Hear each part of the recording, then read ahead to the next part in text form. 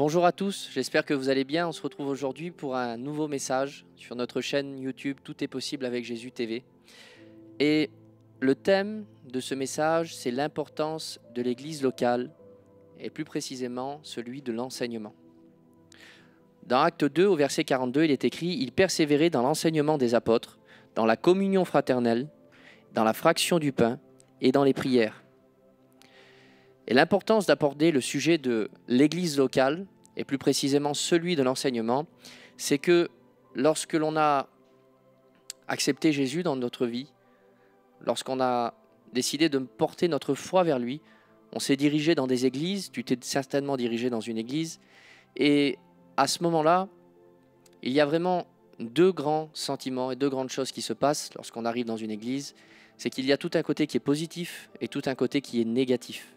Et certaines fois, on a été blessé, on a été détruit. L'Église nous a fait du mal et on a comme une méfiance, une crainte et on a l'impression que l'Église locale ne sert plus à rien, que l'Église locale est totalement inutile et que d'entendre un enseignement dans l'Église locale n'est plus quelque chose qui est bon pour nous. Et justement, l'importance d'aborder ce sujet de cette église qui est vraiment dans un lieu, c'est que suite à certaines blessures, moi j'ai vécu un moment des blessures dans l'église, j'ai aussi découvert que l'église était dans mon téléphone. C'est-à-dire que quand je parcourais, que ce soit les réseaux sociaux ou YouTube, je découvrais des prédications, des louanges, et que l'église aussi était venue jusqu'à chez moi, que ce soit dans ma télé, dans mon téléphone, comme tu es en train de le regarder maintenant.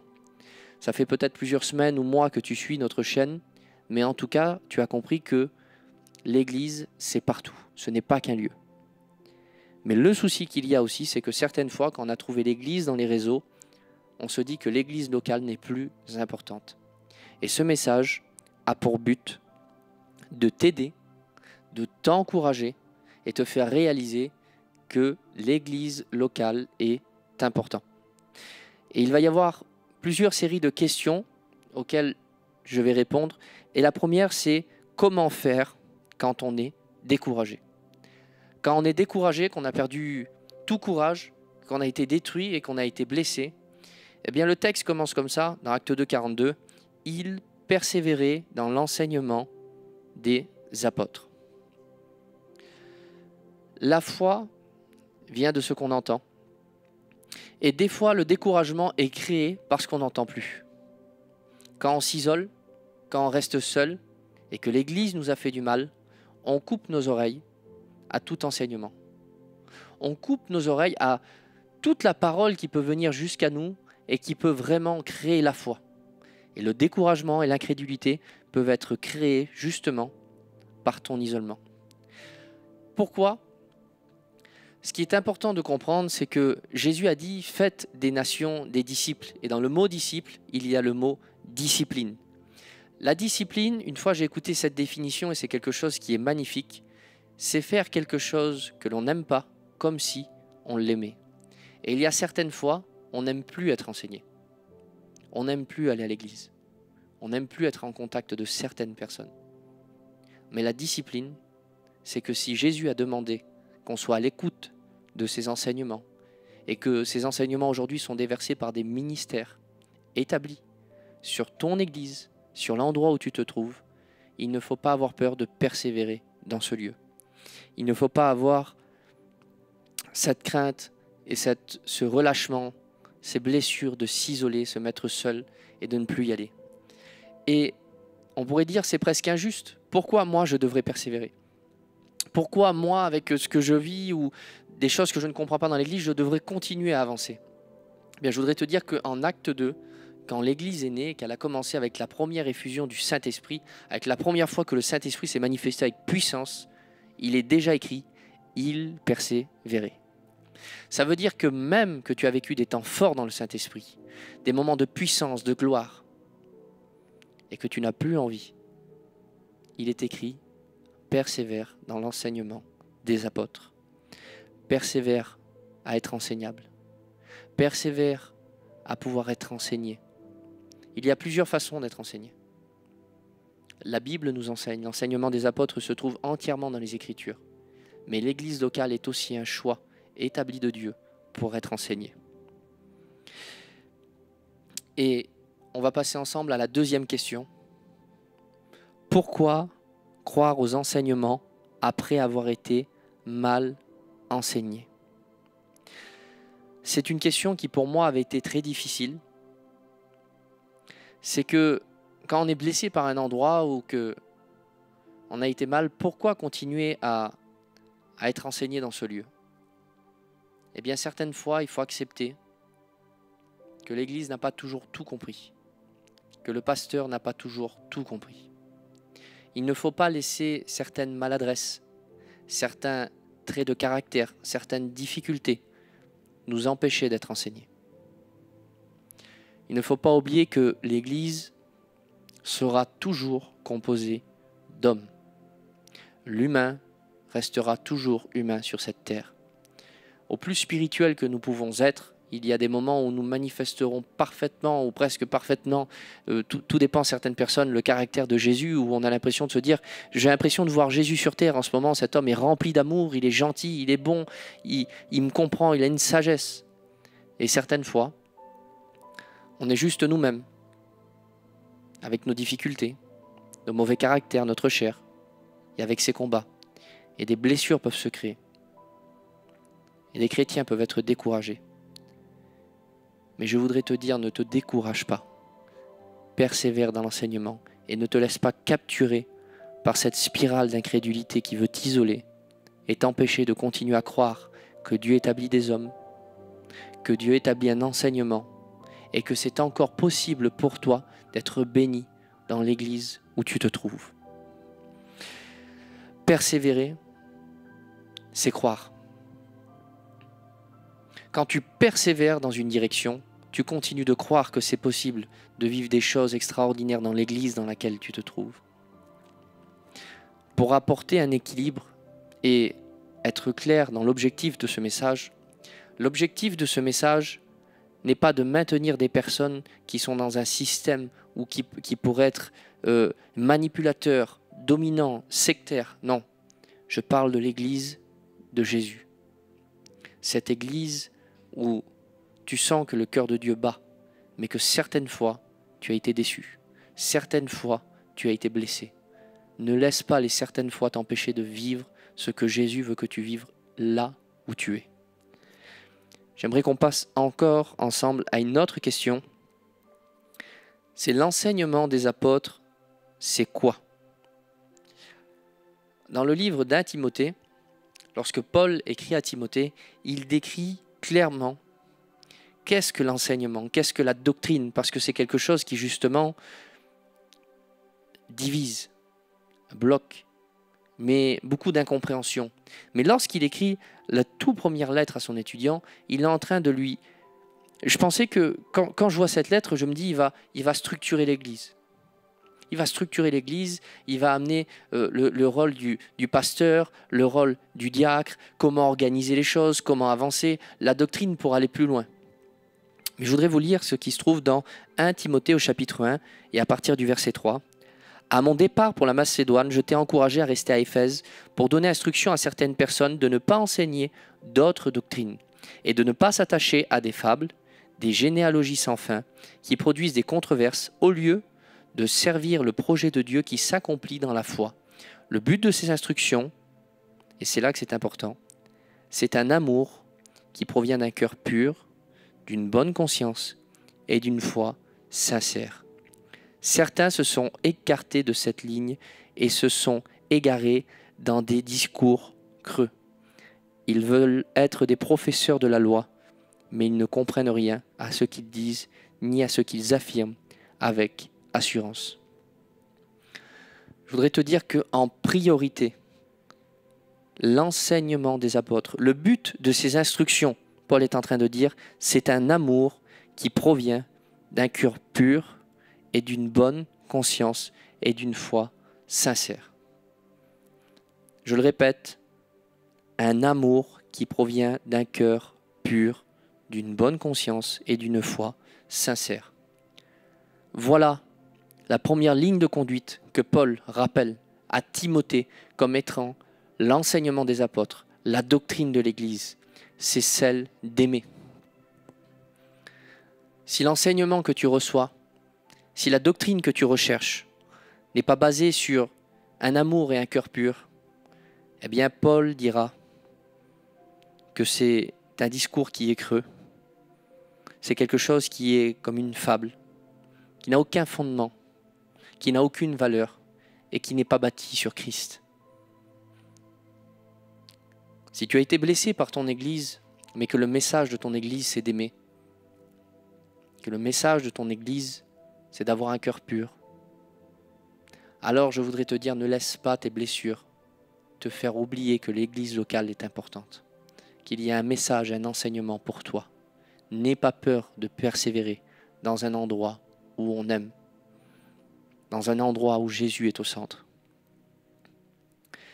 Et je voudrais passer encore à une autre question pour pouvoir vraiment casser toute forme de questionnement qui voudrait nous empêcher d'être enseignés et d'aller à l'église. C'est quelle différence entre l'enseignement en ligne et l'enseignement local? Alors autant te dire, et je pense que tu l'as compris, que je ne suis pas contre l'enseignement en ligne, mais que je suis pour. Parce que justement, je crois aujourd'hui que l'église doit être sur tous les terrains. Il n'y a pas un terrain qui doit être laissé à l'ennemi, mais tous les terrains doivent être pris, conquis par l'Église, afin de enseigner, édifier, sauver, bâtir des vies. Et moi, ce que je voudrais pour toi, c'est simplement apporter un équilibre entre ce qui est en ligne et ce qui est dans l'Église locale. C'est que, pour moi, la grande force et le grand danger de l'enseignement en ligne, c'est que tu choisis ce que tu écoutes. Et c'est une force. Parce que lorsque tu recherches un thème particulier, un sujet particulier, tu peux aller sur Internet et trouver des enseignements qui vont t'édifier, qui vont t'aider, qui vont te permettre de te construire et d'avancer. Mais le grand danger, c'est qu'il y a des enseignements que tu ne voudras plus écouter parce que tu es celui qui choisit ce que tu écoutes. C'est le danger. C'est le danger d'être focalisé simplement sur l'église en ligne. Tu peux choisir, tu peux appuyer pause, tu peux enlever, tu peux couper. Tu peux aller prendre un bout ici, et puis construire toi-même ta pensée. Alors que l'église locale, si tu le crois, que c'est une église qui est bâtie par le Saint-Esprit, que c'est l'œuvre qui appartient à Jésus, tu ne vas pas choisir ce que tu entends. Tu vas arriver dans un lieu où tu es assemblé avec des frères et des sœurs, et le Saint-Esprit pose un enseignement. Pose un enseignement. Et il édifie, il bâtit. Si tu crois que le Saint-Esprit est celui qui gère le programme de l'Église, qui est celui qui choisit, qui amène dans une direction, et que tu n'es plus dans ce lieu, tu peux louper une direction que le Saint-Esprit a pour toi. Tu peux louper cette direction. Moi, si je pourrais différencier les deux, c'est que en ligne, l'enseignement peut être personnel. Mais quand on est dans le local, il y a un enseignement qui est collectif. As-tu déjà entendu une prophétie dans ton église qui a été donnée pour cette assemblée? Une prophétie spéciale pour l'endroit où tu étais, où Dieu a écarté certains problèmes, a redressé, arraché de mauvaises choses. Et il a dit, voilà ce que je veux pour mon église. En Apocalypse, on le voit qu'il y a plusieurs lettres qui sont annoncées pour des églises qui sont locales. Il y avait un message qui était collectif, et qui venait droit de Dieu, et qui était directement préparé pour eux. As-tu déjà loupé ce style de message? Où la mentalité négative de ton église est transformée parce qu'il y a un appel à changer, où Dieu, par une prophétie, par un enseignement, transforme les choses. L'église locale, c'est aussi ça. L'église locale, c'est Jésus qui parle à son épouse d'une manière collective et aussi personnelle. Parce qu'il y a des moments où, dans notre église, là où on se trouve, Dieu décide de nous parler personnellement. Certaines fois on prie, on attend certaines réponses, on se sent un peu seul, et on arrive dans notre église locale, et la réponse arrive. Il y a des choses que dans l'église, tu ne vivras pas et qu'il faudra que tu vives seul, en face à face avec Dieu. Mais il y a certaines choses que tu ne pourras pas vivre seul et que tu devras vivre dans ton église. L'église locale n'est pas une institution venant des hommes. tout au long de l'histoire de l'Église, oui, il est vrai que des hommes ont voulu la capturer, se l'approprier, la voler, dire que c'est leur épouse à eux. Ça a causé beaucoup de tort au nom de Jésus. Ça a causé beaucoup de tort à ce que Jésus avait fait pour l'humanité. Le sectarisme, les manipulations. Mais ne laisse pas ces hommes qui ont fait beaucoup de tort t'empêcher de croire que c'est possible d'être dans une église locale. Trop de chrétiens ont abandonné les églises en étant blessés, en disant c'est impossible, l'église, la vraie, elle n'existe pas. Il n'y a jamais un endroit où je serai bien, il n'y a jamais un endroit où je serai édifié. Je voudrais te dire que c'est faux, c'est un mensonge. Si Dieu est l'auteur de l'église, il te conduira là où tu dois être. Et si au fond de toi tu t'es éloigné de ton église et que tu sens que Dieu voulait que tu y sois, retourne-y. Laisse toujours le Saint-Esprit diriger et guider ta vie. Et une des questions qui est la plus importante, c'est est-ce que cette église est ton église, celle où tu te trouves en ce moment? Une église, c'est des qualités, mais aussi des défauts. Mais ça peut quand même être la tienne.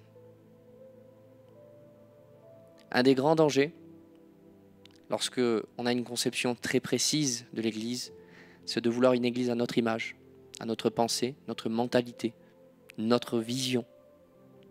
L'église, c'est l'épouse de Christ. C'est lui qui la dirige, c'est lui qui la guide. Ce feu qui est en toi, s'il vient de Dieu, je crois que tu le vivras. Je crois que tu vivras soit dans le lieu où tu es, peut-être que Dieu t'enverra ailleurs, mais en tout cas, l'église locale est importante et l'enseignement est quelque chose qui a déjà transformé ta vie et qui le continuera. Aujourd'hui, si tu t'es séparé de ton église, tu dois faire ce face-à-face en disant « Seigneur, est-ce que tu m'appelles vraiment dans ce lieu ?» Et si oui, peu importe, je dois pardonner, je pardonnerai, je dois demander pardon, je demanderai pardon, je dois aimer davantage, j'aimerai davantage, je dois être patient, je serai patient. Peu importe les résolutions que tu dois prendre, mais si tu te sens appelé dans ce lieu, tu dois y rester. Tu dois y rester. Tu dois persévérer dans l'enseignement des apôtres. Je ne pense pas que c'était toujours facile pour les croyants d'être au milieu des apôtres. Ils devaient aussi avoir leur caractère, leurs défauts, leurs qualités. Mais en tout cas, il est écrit qu'ils persévéraient. Et une question que je voudrais aussi te poser, ce sera la dernière, c'est est-ce que l'enseignement de cette église t'a aidé? Que ce soit celle de Tout est possible, ou que ce soit celle dans laquelle tu te trouves, est-ce que cet enseignement t'aide? Est-ce que cette église t'aide? Je pense qu'il est temps de prendre un temps et de se rappeler pas seulement les mauvais moments, parce que quand on se sépare et qu'on est blessé par une église, on se rappelle simplement que les mauvaises choses. Mais prendre le temps de se rappeler aussi des bonnes choses. Quels sont les bons moments que tu as vécus dans ton église? Et pour répondre à la question de est-ce que l'enseignement de cette église t'a aidé, quel est le fruit d'un bon enseignement?